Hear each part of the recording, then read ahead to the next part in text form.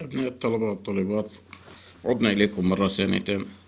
هنتكلم النهاردة عن الحياة الثقافية والفكرية، والدرس ده يا جماعة خلي بالكم مني جدا جدا جدا، لأنه من أصعب الدروس المقررة عليكم، ومن الدروس الكبيرة، ومن الدروس اللي بتيجي منه أسئلة كثيرة في الامتحان. أول حاجة لازم نعرف إن المصري القديم بدأ يقوم بتسجيل إنجازاته التي تمر عليه خلال اليوم من خلال اختراع الكتابة، بمعنى أن توصل المصري القديم من خلال الكتابة. واختراع الكتابة ده يا أولاد كان قبل عصر الأسرات، أي قبل الوحدة الثانية. بدأ المصري القديم يقوم بتسجيل كل تقدمه في كل المجالات من خلال معرفته الكتابة. الكتابة مرت بمراحل. ايه هي مراحل الكتابة يا استاذ؟ قال لي الكتابة الهيروغليفية، الكتابة الهيروطوقية، الكتابة الديموطوقية، الكتابة القبطية. ايه الكلام اللي بتقوله ده يا استاذ؟ كلمات صعبة ولا صعبة ولا حاجة. بص معايا، الكتابة الهيروطوقية ديت يا بنات وأولاد هي عبارة عن حاجة اسمها الخط المقدس. دي عبارة عن إيه؟ مجموعة صور لظواهر طبيعية، ومجموعة صور لظواهر طبيعية وكائنات حية.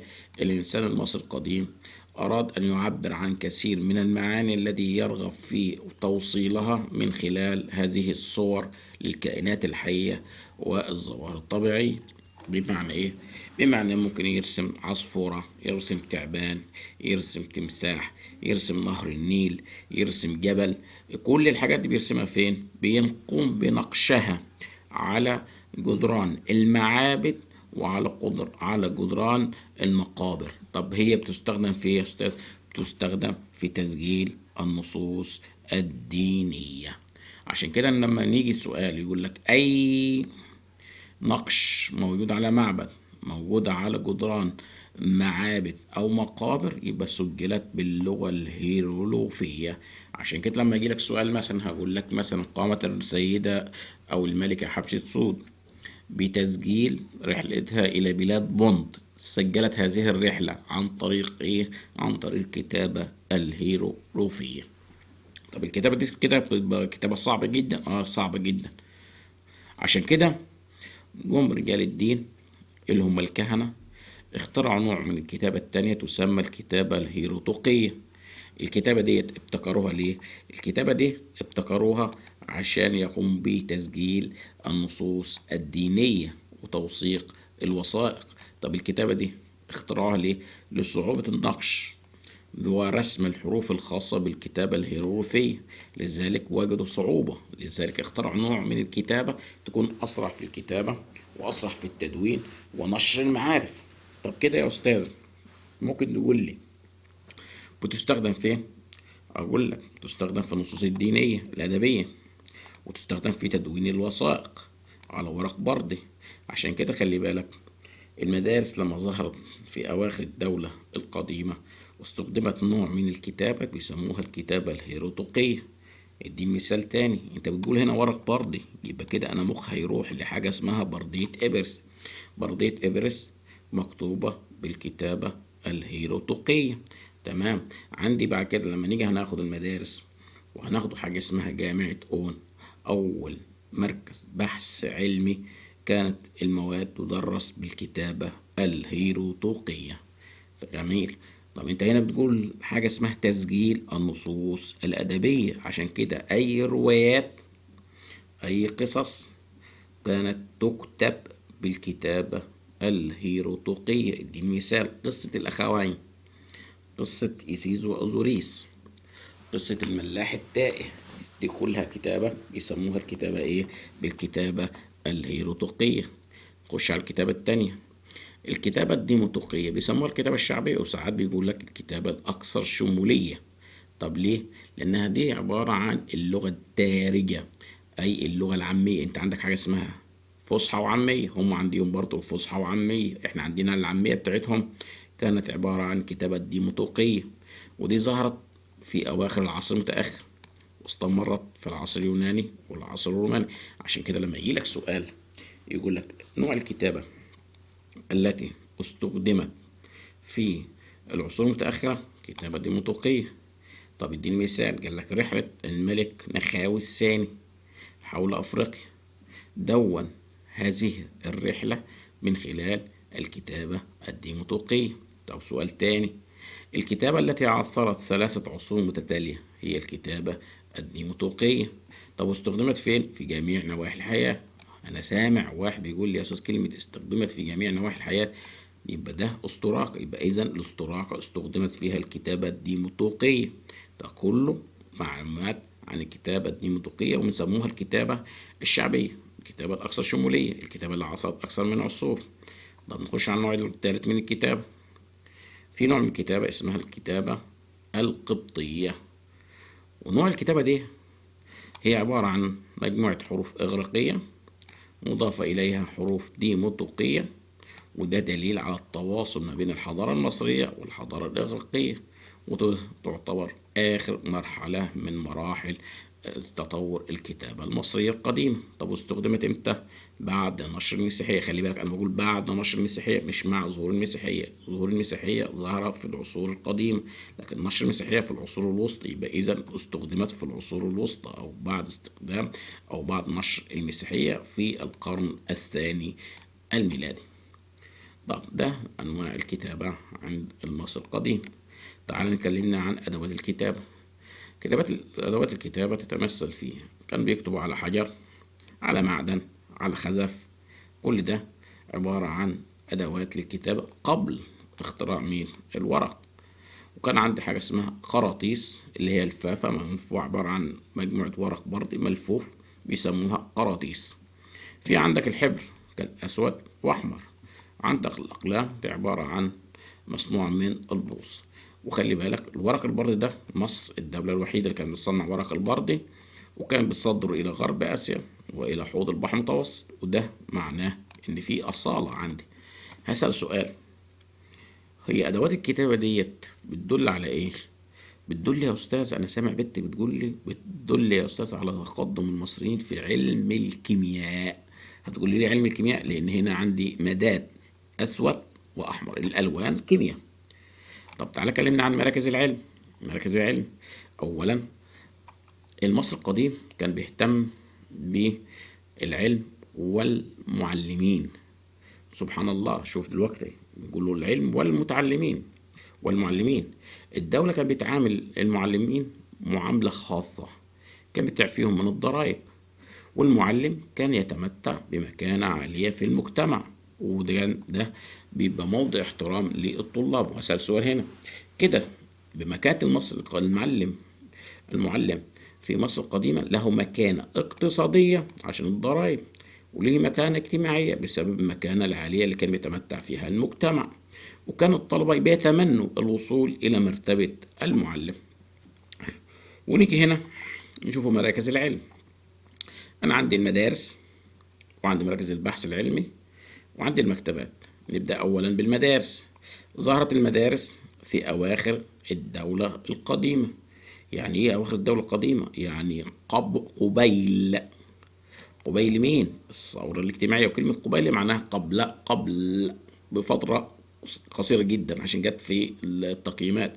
يبقى إذا لو جاب لك هنا ظهرت المدارس مع بناء الأهرامات أو بناء الأهرام، ولا ظهرت مع قبيل الثورة الاجتماعية؟ لا، هي قبيل الثورة الاجتماعية، لأن الثورة الاجتماعية دي كانت في الأسرة الستة، والدولة القديمة تنتهي في الأسرة الستة. وهنا كان في تخصص زي ما هو موجود حاليا. يعني في هنا بنقولوا كلية الهندسة، كلية الطب، هم عندهم حاجة اسمها المدارس، كان دي يعتبر زي الجامعة. في هندسة كليات، مدارس خاصة بالهندسة، كل مدارس خاصة بالطب، مدارس خاصة بتعليم الدين، ودي كانت موجودة في المعابد. وفي مدارس عسكرية ملحقة بالجيش. العلوم اللي كان بيدرس في هذه المدارس اللغة والتاريخ والجغرافيا وأصول الحساب. دي أول نوع من أنواع مراكز العلم. يبقى أول نوع من مراكز العلم المدارس، وهي أقدم أنواع مراكز العلم. عشان تخلي بالك ظهرت امتى يا أستاذ؟ ظهرت قبيل الثورة الاجتماعية. ننتقل بعد ذلك إلى مراكز البحث العلمي. ومراكز البحث العلمي عندي جامعة اسمها جامعة أون، ودي تعتبر بنقول عليها بيوت الحياة. والجامعة دي يا أستاذ تعتبر هي أول مركز للبحث العلمي في التاريخ، كان يفد إليها الطلاب من كل أنحاء العالم، وهي أول مركز علمي في التاريخ متخصص في مجال الدين والهندسة والطب وعلم الفلك. الجامعة ديت ليها دور كبير في الوصول إلى التقييم الشمسي، والوصول إلى التقييم الشمسي معناه هنا براعة المصري القديم في علم الفلك. ليها فضل كبير في الحفاظ على اللغة المصرية والهوية الفرعونية أواخر عصر الأسرات. ولما أقول أواخر عصر الأسرات يعني أواخر الدولة المتأخرة اللي كان فيها احتلال، عشان كده حافظت المراكز البحث العلمي على الهوية المصرية أواخر عصر الدولة المتأخر، أي في عصر اللي هو بيقول عليه إيه، عصر الاحتلال الفارسي والاحتلال اليوناني لمصر. نيجي المكتبات. المكتبات دي عبارة عن مجموعة من ورق البردي، بيحوي مجموعة من الإنجازات المكتوبة على الحضارة، أو لها دور كبير في الحفاظ على الإنجازات الحضارية. ولولا المكتبات ما وصلت إلينا الإنجازات بتاعت الحضارة المصرية في وقتنا الحالي. وخلي بالك أنا عندي أشهر المكتبات مكتبة اسمها الرمسيوم. الرمس إيه؟ يوم. يبقى ده مراكز العلم. يبقى اتكلمت عن مين يا أستاذ؟ اتكلمت عن المدارس، ودي أقدم أنواع المدارس. ظهر إمتى؟ أواخر الدولة القديمة. يعني إيه يا أستاذ؟ يعني قبيل الثورة الاجتماعية. مراكز العلم البحث العلمي. إيه يجيلك سؤال في الامتحان، العلاقة ما بين مراكز البحث العلمي والحفاظ على الهوية الفرعونية. هنقول إنها لها دور كبير في الحفاظ على الهوية المصرية، خاصة في أواخر عصر الوسطى، يعني في عصر الاحتلال اليوناني والفارسي. المكتبات أشهرها مكتبة الرمسيوم، ودي بناها رمسيس الثاني، ودي كانت في عهد الدولة الحديثة. ننتقل للأدب. والأدب عندي بيعتبر مرآة لحياة الشعوب وتعبيرا صادقا عن أفكارها.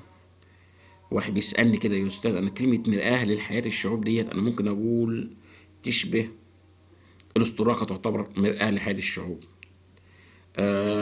الأساطير، الأسطورة اللي هي بتاعت إزيس وأوزوريس تعتبر مرآة لحياة الشعوب، لأنها عبارة عن تراث اجتماعي. طب اللي عندي الأدب، متى ظهر الأدب المصري؟ ظهر الأدب المصري في عصر بناة الأهرام، يعني في الدولة الكام يا أستاذ؟ في الدولة القديمة. ماشي. لازم تعرف إن الأدب المصري سبق الأدب الإغريقي ب25 قرن. يعني إيه يا أستاذ؟ يعني ب2500 سنة. وعند الأدب أنواع، في الأدب الديني، وفي أدب القصة والرواية، وفي أدب الحكمة والنصيحة، وفي الأدب السياسي. طب تعالى كلمنا أولا عن الأدب الديني. الأدب الديني من الاسم تعرف إنه بيتكلم عن البحث والخلود، بيتكلم عن الحساب بعد الموت، وده بيشمل أناشيد دينية، وعندك الأساطير زي إيزيس وزوريس. تعالى كده كلمنا عن أنواع الأدب. قال لك في نصوص الأهرامات. ونصوص الأهرامات دي يا أستاذ دي عبارة عن مجموعة التعاويذ والشعائر الدينية المدونة على الهرمات، ودي ظهرت في عصر الدولة مين؟ ظهرت في عصر الدولة القديمة. عصر الدولة مين؟ القديمة، أي عصر الدولة مين؟ القديمة. طب هنا في حاجة اسمها نصوص التوابيت، عبارة عن كتابات دونت على التوابيت الخشبية وانتشرت في عصر الدولة الوسطى. أما كتاب الموتى فمجموعة من التعاويذ والأدعية الدينية، وديت دونت على ورق البردي. ماشي. وده بيتم وضعها في كفن الميت، وظهرت في الدولة الحديثة. هنا نسأل سؤال، هي نصوص الأهرامات كده ونصوص التوابيت كتبت باللغة الإيه؟ كتبت بالكتابة إيه؟ كتبت بالكتابة اللي هي الهيروغليفية. الهيروغليفية. طب كتاب الموتى كتب بالكتابة اللي نقول عليها الهيروطقية. طب إيه عرفني يا أستاذ اللي هي الكتابة الهيروطقية؟ عشان ورق البردي، عشان ورق البردي في الكتابة اللي بيقولوا عليها الكتابة الهيروطقية أساسا. ماشي.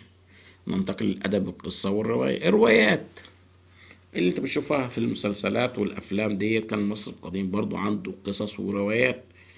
طب ايه عندي يا أستاذ؟ عندك قصص حقيقية، قصة سنوهي، قصة القروي الفصيح، قصص خيالية زي قصة الأخوين، قصة الملاح يسمى الملاح التائه. ولازم نعرف إن الأدب المصري سبق الأدب الإغريقي في مسلسل او في حاجه اسمها دراما تمثيليه اسمها الدراما المنفيه في سنه كام؟ 3400 قاف ميم، ونقف شويه. 3400 قاف ميم. يبقى أول ظهور للدراما المنفية أو الدراما التمثيلية في مصر ظهرت في عصر ما قبل الأسرات، يعني قبل الوحدة الثانية. ماشي. نخش على الأدب. الحكمة والنصيحة، وده عبارة عن نوع من الأدب يتناول الحكمة والنصائح والوصايا اللي بيتم نقلها من جيل إلى جيل. وعندي أشهر الحكماء الحكيم بتاع حطب. خلي بالك بتاع حطب ده سمعته قبل كده، ده كان وزير، وده موجود في الدولة القديمة. الحكيم آني، وده كان موجود في الدولة إيه؟ الحديثة. وخلي بالك أنت هنا بيجيب لك جزء من حكمة نصيحة، ويقول لك دي تندرج تحت أنهي نوع من أنواع الأدب أساسا. يعني لو لقيت واحد كده بينصح واحد إنه يذاكر، ده أدب اسمه أدب حكمة ونصيحة. لقيت مثلا نص بيتكلم عن البر بالوالدين، ده اسمه أدب حكمة ونصيحة. يبقى ده بالنسبة للأدب الحكمة والنصيحة. نيجي النوع الرابع من الأدب، هو الأدب السياسي. إيه الأدب السياسي ده يا أستاذ؟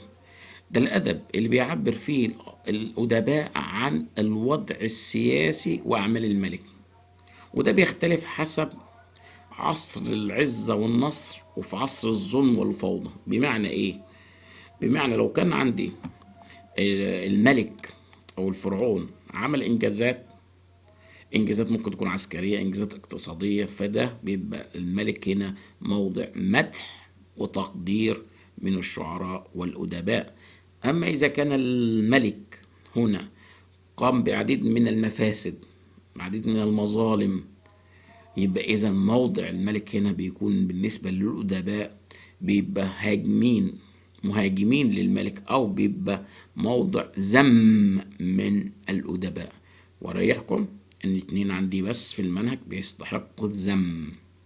مين هو يا أستاذ؟ أنا سامع واحد بيقول أمن حطب الرابع. أيوة صح، أمن حطب الرابع، لأنه ده أخناتون اللي هو حاول فرض عبادة السمو نحو التوحيد أو عبادة آتون بالقوة. والشخصية التانية بيبي الثاني. هم اللي دول اللي فيهم ميم، فيهم ذم.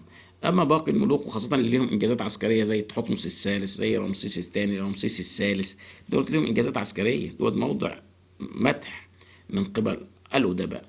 ده أنواع الأدب الموجودة عندي. تعال دلوقتي نحل شوية أسئلة على الجزئية دي، وبعد كده خلي بالك أنا بعد كده هنبدأ نبعت لكم لينك خاص بامتحان إلكتروني على الجزئية اللي شرحتها. من أنواع الكتابة التي استخدمت في تدوين رحلة الملك نخاوي الثاني حول أفريقيا. أيوة أنا سامع عيل بيقول أو بنت بتتكلم بتقول لي ده نخاوي. يعني إيه يا أستاذ؟ يعني كتابة اسمها إيه يا أستاذ؟ دي اسمها كتابة الديموطوقية، لأن هذه الكتابة كتبت في أواخر العصر المتأخر. من الكتابات اللي هي أثر ديني وروحي لدى المصريين، الكتابة اللي ليها أثر ديني وروحي عند المصريين حاجة اسمها خط المقدس، وكتابات الكتابة الخاصة بالكهنة. يبقى إذا اللي فيهم إيه هي؟ هيروطوقية، هيروغليفية. برافو. بعد كده بيقول لك إيه؟ عثر على كثرات الفخار. ماشي. بيقول لك عثر على كسرات الفخار مكتوب عليها رسائل يرجع إلى العصر المتأخر. شايف كلمة عصر متأخر؟ خلاص فهمتها على طول وانت مغمض. يبقى دي اسمها كتابة ايه؟ كتابة ديموطوقية. ماشي. هناك علاقة ارتباط بين مكانة ظهور أول مراكز علم في مصر، أو مراكز العلم في مصر القديمة، والوحدة التاريخية. قيام الوحدة التاريخية الثانية، بناء مدينة منف، اختراع المصري القديم للكتابة. خلي بالك أول مراكز العلم في مصر القديمة ظهرت امتى يا أستاذ؟ ظهورها كان الوحدة التاريخية، قيام الوحدة التاريخية الثانية اللي هي 3200، ولا بناء المصري القديم، ولا اختراع. هي هنا الكتابة هنا بيبقى مرتبطة معايا باختراع الكتابة، لأن مفيش علم من غير الكتابة. استخدم المصري القديم اللغة الدارجة في العصر اللغة الدارجة اللي هي اللغة الشعبية العامية. يبقى إذا العصر متأخر. نجحت أهمية مراكز العلم بالأخص. نجحت امتى مراكز العلم؟ احنا قلنا ان مراكز العلم ليها دور كبير في الحفاظ على الهوية المصرية بالذات في أواخر عصر الأسرات، يبقى إذا عصر المتأخر. السؤال اللي بعديه بيتكلم بيقول لي إيه؟ بيقول لي هنا عرفت مصر التخصص في مجال العلم في إحدى العصور التي ينتمي إليها.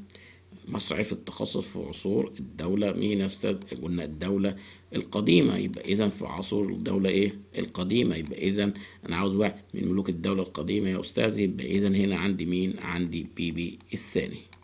نيجي بعد كده السؤال اللي بعديه بيتكلم هنا وظهر نصوص التوابيت.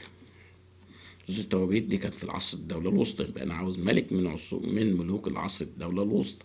سامع مين؟ أمن حماد الثالث، أمن أحمس. أمن حماد الثالث ده الدولة وسطى، أحمس دولة حديثة، سنفر دولة قديمة، أخناتون دولة حديثة. يبقى إذا أمن حماد الثالث. ظهرت معرفة مظاهر الحياة الدينية في عهد الملك رمسيس، فعلينا الاهتمام به. أنت عاوز الحياة الدينية في عهد الملك مين؟ رمسيس. رمسيس ده في عصر الدولة إيه؟ الحديثة. يبقى لازم هتروح لمين؟ هتروح يا أستاذ لكتاب الموتى، لأنه ده تابع للدولة الحديثة. نيجي بعد كده السؤال اللي بعديه بيقول لي إيه؟ السؤال اللي بعديه بيتكلم عن اللي هو بيقول لي إيه؟ بيقول لي كانت لمصر السبق في الريادة على بلاد الإغريق في معرفة الدراما، حيث ظهر فيها أول دراما تمثيلية، وكان ذلك أول دراما تمثيلية كان في 3400 قاف ميم، يعني عصر ما قبل الأسرات. ماشي. ارتبط ظهور الدراما التمثيلية في مصر بالأدب الديني، أدب القصة والرواية، أدب الحكمة والنصيحة، الأدب السياسي. طبعا هنا دراما تمثيلية يبقى قصة ورواية. السؤال اللي بعديه بيتكلم بيقول لي إيه هنا؟ بيقول لي السؤال هنا بيتكلم عن إيه؟ بيتكلم هنا بيقول لي من أقوال الحكيم آني ضعفت ضعفت مقدار الخبز اللي استعطيه لو لوالدك وأحمله كما حملك. هنا بيتكلم عن نصيحة، يبقى إذا هنا بيتكلم عن حكمة إيه؟ حكمة ونصيحة. نيجي بعد كده السؤال اللي بعديه بيقول لي ازدهر الأدب السياسي الذي فيه الملك موضع المدح والتقدير من قبل الشعراء والأدباء فيه. هنا بيتكلم عن مدح، يبقى أوائل عصر الدولة القديمة، أواخر عصر الدولة القديمة، عصر الانتقال الثاني، أواخر عصر المتأخر. أنا بتكلم هنا عصر بيكون فيه مدح بتاع. هناخد هنا مين يا أستاذ؟ هناخد أوائل عصر الدولة القديمة. طب ليه ما خدتش أواخر؟ أواخر كان فيه بالثاني. طب ليه عصر الانتقالي؟ كله صراعات وفي فقد الملك السيطرة على البلاد. أواخر العصر الدولي المتأخر في احتلال، ما ينفعش. نيجي بعد كده السؤال الأخير بيقول لي إيه؟ بيتكلم عن القيادة الفطنة اللي هي بتتمتع التي تقضي على الفوضى. هنا بيتكلم، خلي بالك هنا بيتكلم بيقول له أنت بتسمع الأكاذيب وتثني عليها وتصدقها.